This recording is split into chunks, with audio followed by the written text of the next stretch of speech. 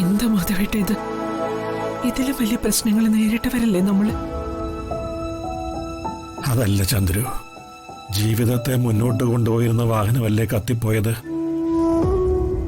അതിനർത്ഥം ഇനി മുന്നോട്ട് പോകണ്ട എന്നല്ലേ ചന്ദ്രു? മാധവേട്ട,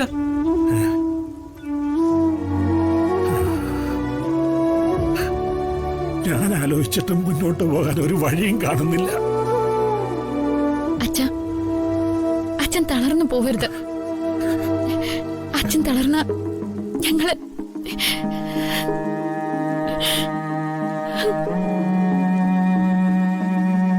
എന്താ വന്നിരുന്നത്?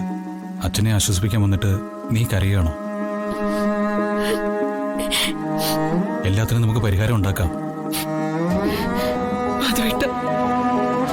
ദൈവം എല്ലാ വഴിയൊന്നും അടച്ചിട്ടില്ല. തൽക്കാലം ഓട്ടോയുടെ ഉടമയ്ക്ക് ഓട്ടോയുടെ പണം തിരിച്ചു കൊടുത്താ പോരെ. ഊർമിള തന്ന പണം ബാങ്കിൽ കിടക്കല്ലേ. അതിൽ നിന്ന് കുറച്ച് പണം എടുത്ത് ഓട്ടോയുടെ കടം തീർക്കാം.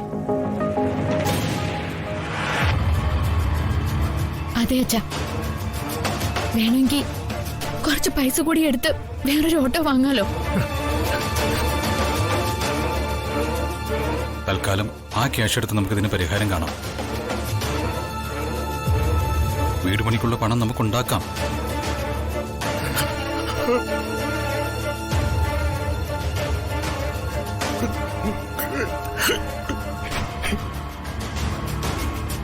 മാധവേട്ട,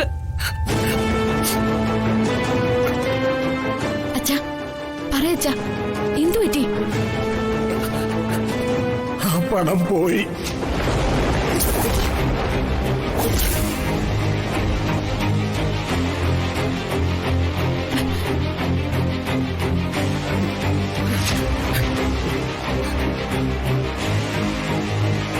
ബാങ്കിൽ ഡെപ്പോസിറ്റ് ചെയ്യാൻ പോയ സമയത്ത് ഒരു ദ്രോഹി ആ പണവും കട്ടെടുത്തോണ്ട് ഓടിപ്പോയി.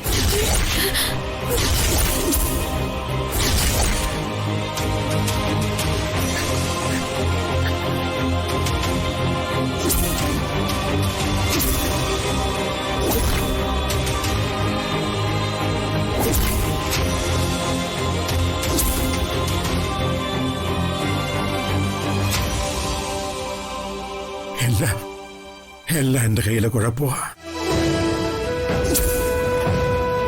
ദാനമായിട്ട് കിട്ടിയ പണം പോലും സൂക്ഷിക്കാൻ കഴിയാത്ത, ഒന്നിനും കൊള്ളാത്ത ഒരുത്തനായി പോയ അച്ഛൻ.